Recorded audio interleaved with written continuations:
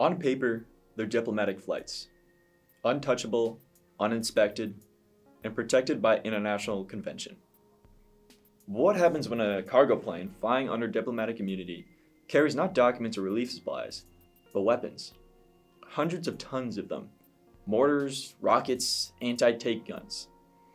And what happens when those weapons, manufactured in, say, a quiet Serbian valley, purchased at suspiciously low prices by private brokers with government ties, end up in the hands of ISIS fighters halfway across the world? Welcome back to the Global Desk. Today we're telling the story of a pipeline. Not underground, not invisible, but hidden in plain sight. Protected by the very laws designed to enable diplomacy. This is the anatomy of an arms deal. We begin in Voljeva, Serbia. A small industrial city. Population 60,000. Home to KRUŠIK, a state-owned munitions factory that's been producing weapons since 1949.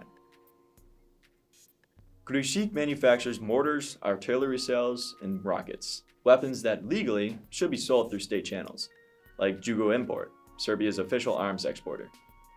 Revenue should flow back to the state, and therefore to the people, but documents obtained by the Global Desk reveal a different reality. Private intermediaries were purchasing weapons from KRUŠIK at prices significantly lower than the legal market rate. One such broker, GIM, a private company whose revenue exploded from 340,000 euros to 17 million euros in just a few years. Who's GIM's director? Well, he's linked to Branko Stefanic, the father of Serbian's interior minister. This is the carrot, the incentive. The documents reveal a clear financial pattern. Weapons bought at privileged low prices by private companies, then resold at market rates to foreign buyers, particularly Saudi Arabia. Revenue that would have otherwise gone to the Serbian state instead enriches private intermediaries with government connections. KRUŠIK, the state-owned manufacturer, incurred debt. GIM, the private broker, made millions. Among the weapons moving through this pipeline, the G2000 rocket. Developed by the Serbian firm EDPRO, it's an upgrade to the Soviet-era Grad system, doubling its range to approximately 40 kilometers. Over 30,000 units sold globally. It's powerful, precise, deadly, and traceable. This is where the investigation takes a forensic turn. Open source investigators, using publicly available ISIS propaganda footage from Yemen, identified specific weapons by analyzing stamps and lot numbers visible in the videos. KV markings, KRUŠIK Voljeva, the manufacturer. Lot numbers, codes like 04-18, Lot 4, produced in 2018. These visual identifiers were then cross-referenced with leaked export licenses, packing lists, and end-user certificates provided by a whistleblower named Alexander Obradovic, a former manager at KRUŠIK. The result?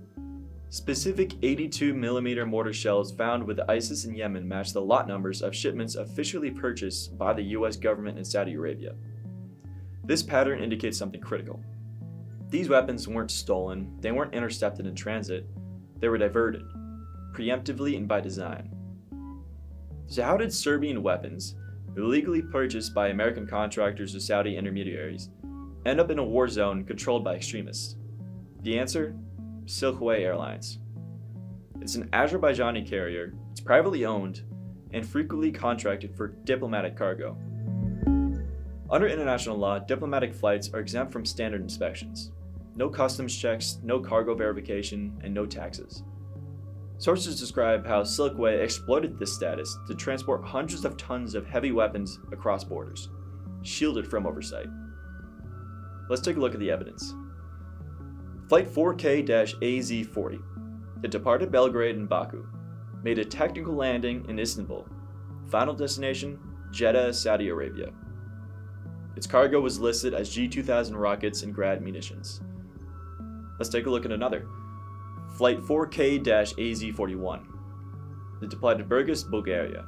Technical stop in Baku and final destination, Kabul. Cargo, mortars, SBG-9 anti-tank guns. Flight ZP-4652. Departed Avda, Israel. stopped in Ganja, Azerbaijan, then Baku. Cargo allegedly included explosives and drones. Flight 4K-AZ-101 departed Eilat, Israel, routed through Ankara and final destination Baku. Cargo listed as electronics and missiles. The pattern is unmistakable. Flights make technical stops, legitimate on paper, in secondary hubs. But these stops serve another purpose: offloading cargo, diverting shipments, and rerouting weapons to non-state actors. This is a streamlined pipeline, from factory floor in Serbia to diplomatic flight to conflict zone. A system designed to bypass accountability at every stage.